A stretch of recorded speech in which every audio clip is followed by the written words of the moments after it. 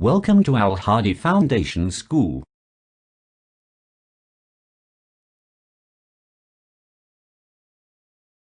बिस्मिल्लाहिर्रहमानिर्रहीम। अस्सलाम वालेकुम। अपनी किताब का सफ़ा नंबर 17 खोलें। यूनिट नंबर 1 है, सबक नंबर 3 है। सबक का नाम है तौसीफ़ का ख्वाब। ये कहानी दो औरतों की है, एक गरीब और एक अमीर। गरीब औरत का शोहर किसी वबा की वजह से इस दुनिया से रुखसत हो जाता है। उसके पीछे जिस ज़मींदार के पास वो काम कर रहा था, उसके कुछ कर्ज़ था, तो उस कर्ज़ को अदा नहीं कर सकती थी। 40 रुपए का कर्ज़ था, वो उसको अदा नहीं कर पा रही थी। इसकी वजह से जो ज़मींदार था वो उसके बेटे को उठा के ले गया। और वो बहुत परेशान हाल में बैठी हुई है, बहुत मुश्किल हालात का उसको सामना है। और तौसीफ़ जो कि अमीर औरत है, उसका बेटा बीमार था। वो गरीब औरत से मिली और वो भूल गई कि मैंने उसकी मदद का वादा किया था। फिर एक दफ़ा जब जो अमीर औरत है तौसीफ़, उसका बेटा बीमार हुआ तो बहुत परेशान थी। तो उसको ख़याल आया, उसको उस गरीब औरत का ख़याल आया, तो उसने वो पैसे देकर गरीब औरत का बेटे को छुड़वाया और उसको रिहाई दिलवाई। जो उसको ज़मींदार से छुड़वा के उसकी माँ के हवाले किया। तो चलें इसको पढ़ते हैं।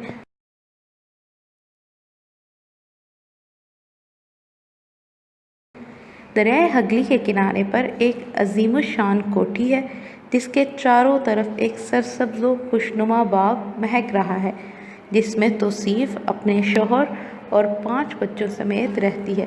किसी भी किस्म का रंजो गम उसके पास आकर फटका तक नहीं। दाऊद तौसीफ़ के ससुर ने ये कोठी कई लाख रुपए के सर्फ इस्तेमाल से एक गांव में बनवाई थी, और दूर दूर के मामारों ने अपनी सन्नत के ऐसे नमूने दिखाए थे कि आदमी देखकर दंग रह जाता था।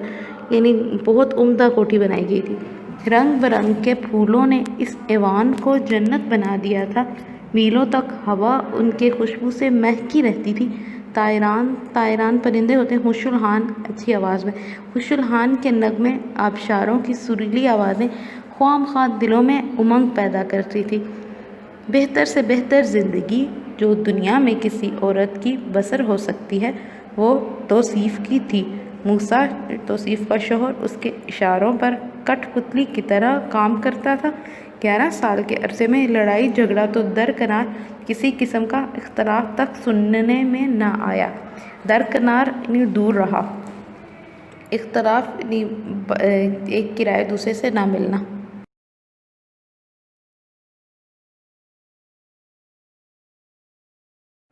शाम के वक्त एक रोज़ तौसीफ़ पाई बाग में टहलती हुई निकली और सड़क पर आई। मूसा साथ था।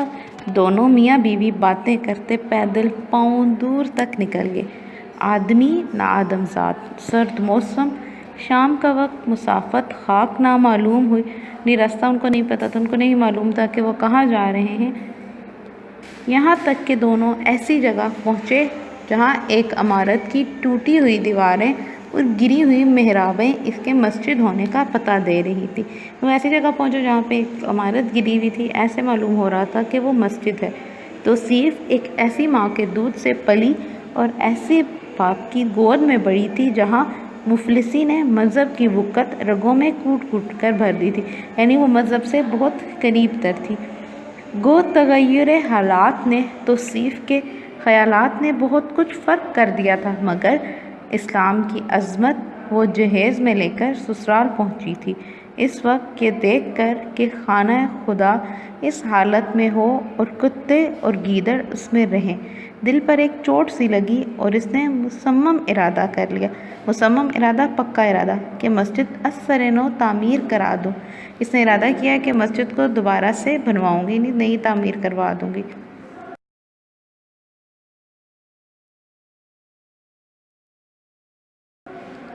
वापसी पर चंद कदम के फासले पर उसने एक टूटी सी झोंपड़ी देखी।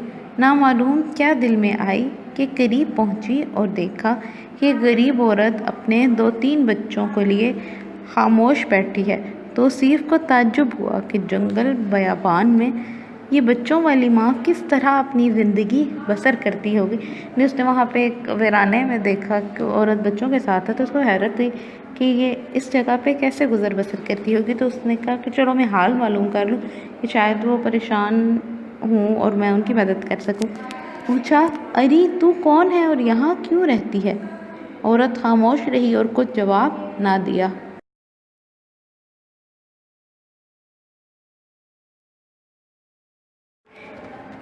صفحہ نمبر 18 پہ آ جائیں۔ توصیف، نیک بخت جواب کیوں نہیں دیتی؟ عورت، جی ہاں میں یہیں رہتی ہوں۔ توصیف، تو اکیلی رہتی ہے؟ اس سوال کے جواب میں کچھ ایسی داستان پوشیدہ تھی کہ عورت کی آنکھوں میں آنسو ڈبڈبا آئے۔ وہ بہت پریشان حالی میں وہاں پہ گزر بسر کر رہی تھی۔ توصیف، رو مت، حالت بیان کر۔ عورت، بی بی کیا فائدہ ہوگا، آپ کیوں سنتی ہیں؟ اب عورت کا دل زیادہ بھر آیا۔ دل بھر آنا یہ محاورہ ہے، یہ بہت زیادہ پریشان ہو جانا۔ اس کی آنکھوں سے آنسو بہہ رہے تھے اور اس کی آواز میں رقت طاری ہو چکی تھی۔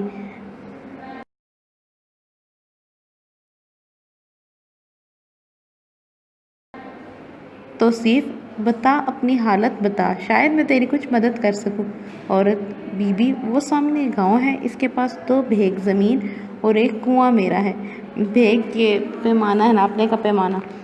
میرا شوہر کاشت کرتا تھا اور ہم سب یہاں اطمینان سے رہتے تھے، مگر پار سال وہ وبا میں مر گیا۔ زمیندار نے اس کی دوائی ٹھنڈائی بھی کی مگر نہ بچا۔ وہ کسی وبا میں مبتلا تھا، کوئی وبا آئی اور وہ اس بیماری میں مبتلا ہوا، دوائی وغیرہ اس کو دی گئی لیکن اس کو افاقہ نہ ہوا اور وہ اسی بیماری میں ہی چل بسا۔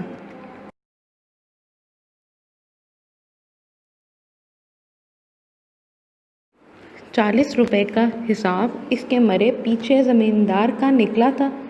نہیں، اس کے مرنے کے بعد زمیندار کو ₹40 ادھار دینے تھے۔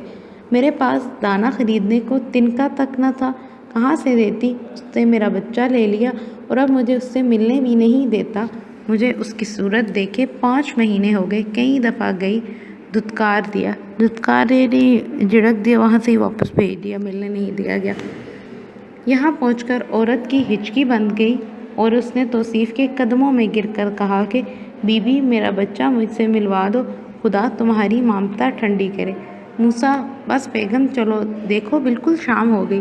دونوں میاں بیوی اس عورت کی حالت پر افسوس کرتے ہوئے گھر آ گئے اور صبح توصیف کے حکم سے مسجد کی مرمت شروع ہو گئی اور 1 مہینے بھر کے عرصے میں نہایت خوبصورت مسجد تیار ہو گئی۔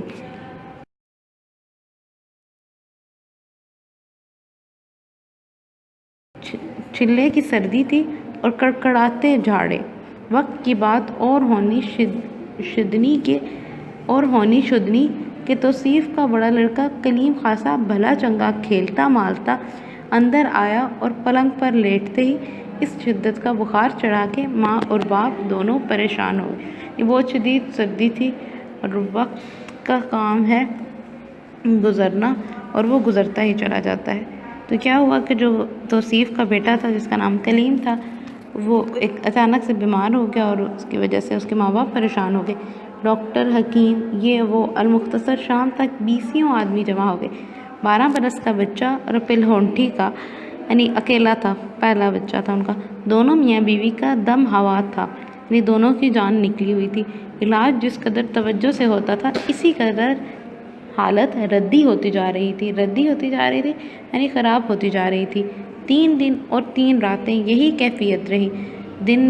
دنیا بھر کے جتن کر ڈالے مگر حالت میں کسی طرح فرق نہ ہوا اور نوبت یہاں تک پہنچی کہ خود ڈاکٹر بھی مایوسی کی باتیں کرنے لگے۔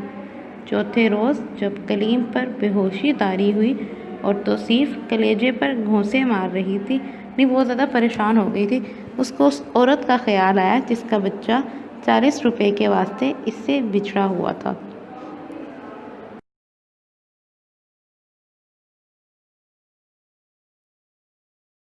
دن کے 3 بجے تھے کہ عورت اپنے بچے کی یاد میں اپنی جھونپڑی میں خاموش بیٹھی آنسو بہا رہی تھی۔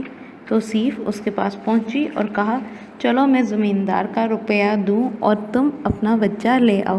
عورت پر ایک شادی مرگ کی کیفیت طاری ہو گئی۔ شادی مرگ یعنی خوشی سے بہت زیادہ خوش ہونا۔ وہ اچھل پڑی اور ہاتھ جوڑ کر کہنے لگی، کیا آپ میرا بچھڑا ہوا کلیم مجھ سے ملوا دیں گی؟ توصیف: کیا تمہارے بچے کا نام بھی کلیم ہے؟ عورت: جی ہاں۔ توصیف: ہاں چلو میرے ساتھ چلو۔ عورت توصیف کے ساتھ چلی، مگر راستے بھر اس کی حالت عجیب رہی۔ وہ توصیف کا منہ دیکھتی، بلبلاتی اور گڑ گڑاتی، ہاتھ جوڑتی اور کہتی تھی، بیگم 40 روپے بہت ہیں، مگر میں ہاتھ جوڑوں گی اور دوں گی۔ 5-6 روپے کے برتن تو میرے پاس ہیں، یہ لے جائیے۔ 3 روپے کا ایک حل ہے، باقی روپے جب تک میں نہ دوں آپ میرے کلیم کو اپنے پاس رکھ لیجیے، میں دور سے ایک دفعہ روز دیکھ آیا کروں گی۔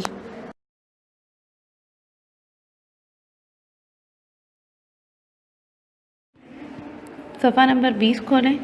توصیف اپنے بچے کی علالت میں اس درجہ مستغرق تھی کہ اس کو دنیا و مافیہ کا ہوش نہ تھا، کسی بات کا جواب نہ دیتی تھی، نہ دینے کے قابل تھی۔ یعنی توصیف خود بھی اپنے بچے کی بیماری کی وجہ سے پریشان تھی، اس کو کچھ ہوش نہیں تھا کہ اس کے آس پاس کیا ہو رہا ہے۔ زمیندار کے گھر پہنچی تو توصیف کی صورت دیکھتے ہی اس کے اوسان جاتے رہے۔ اس نے روپے دیے تو کہنے لگا، حضور آپ نے کیوں تکلیف کی، میں وہیں حاضر ہو جاتا۔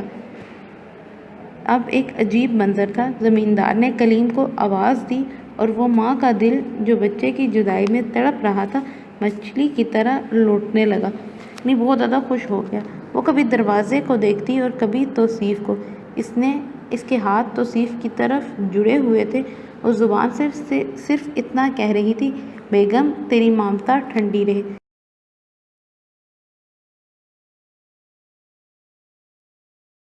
کلیم باہر آیا، ماں کی صورت دیکھتے ہی دوڑا اور اس کے گلے میں ہاتھ ڈال کر چمٹ گیا۔ اس وقت عورت نے فرط مسرت میں ایک چیخ ماری اور توصیف کے قدموں میں گر کر کہا، اے بیگم خوش رہ، بچھڑا ہوا لال مجھ سے ملا دیا۔ عورت بہت زیادہ خوش ہو رہی تھی اور دعائیں دے رہی تھی، کہہ رہی تھی کہ ہمیشہ خوش رہو اور کہ تم نے میرا بچھڑا ہوا بیٹا مجھ سے ملا دیا ہے۔ توصیف کا دل اپنے کلیم میں پڑا ہوا تھا۔ بھاگم بھاگ آئی تو ڈاکٹر کے یہ الفاظ اس کے کان میں پہنچے، اگر بخار اتر گیا تو خیر، ورنہ پھر حالت بہت خطرناک ہو گئی۔ برابر کے پلنگ پر خاموش لیٹ گئی۔ رات کے 10 بجے ہوں گے۔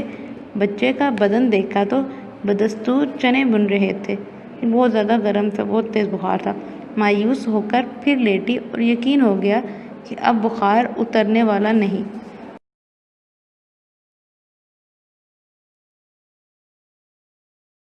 12 بجے کے قریب بخار اور تیز ہوا اور توصیف اب قطعی مایوس ہو گئی، بالکل مایوس ہو گئی۔ انہی خیالات میں غلطاں پیچاں ان خیالات میں غرق تھی، ڈوبی ہوئی تھی، لیٹی ہوئی تھی کہ آنکھ لگے دیکھتی کیا ہے کہ ایک شخص سامنے کھڑا کہہ رہا ہے، توصیف خدا کا اصلی گھر تو بچھڑے ہوئے کلیم کی ماں کا دل تھا، تو نے اس کی ممتا کی مدد کی، تیرا بچہ تجھ کو مبارک ہو، تو نے غریب کلیم کو ملوا دیا، اٹھ تو بھی اپنے کلیم سے مل۔ توصیف ابھی خواب ہی دیکھ رہی تھی کہ موسیٰ کی اس آواز نے اسے چونکا دیا۔ الہی تیرا شکر ہے، بخار اتر گیا۔